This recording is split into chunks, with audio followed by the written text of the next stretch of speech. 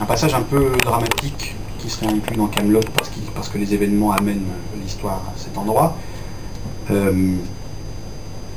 Si j'ai 25 minutes pour le préparer bien, musicalement, avec les dialogues, avec les décors, avec les gens, et dans le cadre d'un long métrage, je me fais fort de vous prouver que cet acteur-là que vous aviez l'habitude de voir sous une certaine couleur pour en assumer une autre.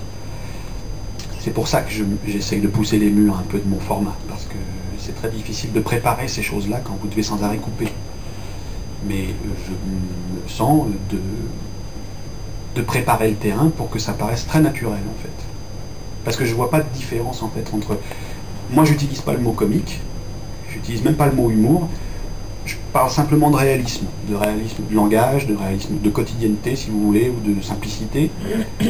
Pas spécialement d'humour, parce que de toute façon il se passe quelque chose quand on est habitué à voir des films comme Kingdom of Heaven, ou quand on voit l'histoire traitée sous un certain angle avec un langage très ampoulé, très littéraire, et qu'on voit un truc entre guillemets historique qui n'utilise aucun procédé de langage littéraire. Déjà, de toute façon, la marche que vous loupez, elle a déjà un côté humoristique tout seul, peu importe ce qu'ils disent après. Donc moi je crois aux acteurs de théâtre surtout, et je me fais fort de montrer que ces gens-là peuvent aller sur tous les terrains. Voilà. Oui, monsieur. S'il vous plaît, est-ce que ça veut dire que quand Je vous vois pas. Mais si, bien sûr. Bonjour. C'est pas ma voix.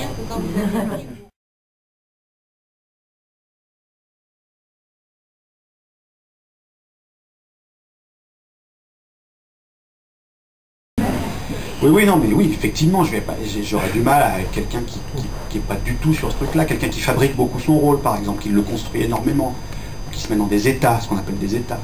C'est très dangereux les états aussi, il faut en parler si vous voulez. Mais voilà, effectivement, il y a déjà une affection commune avant de commencer à bosser, c'est déjà le principal. De toute façon, ils ne viennent pas pour le pognon, j'en ai pas.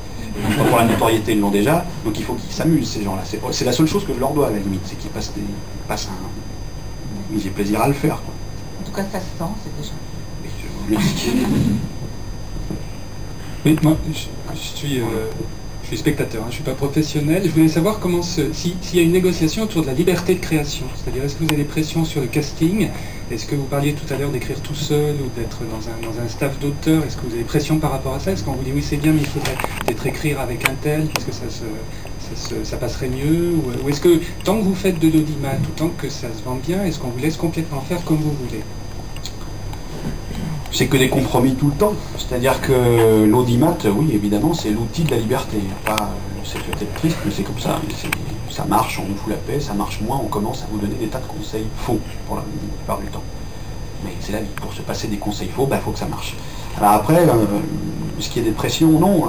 Il est évident que c'est plus facile de bosser avec moi parce que pas faire plein de trucs en même temps. Donc je retarde des choses. Puisque je fais le script de la bande dessinée, par exemple, Casterman, cette année, ils ont pris des assistants d'assistants et ils ont collé des assistants d'assistants des assistants parce qu'il fallait se grouiller par rapport à des choses qui ne me concernent plus, qui sont des histoires de date de sortie et des trucs qui les concernent eux, dans le market et tout ça.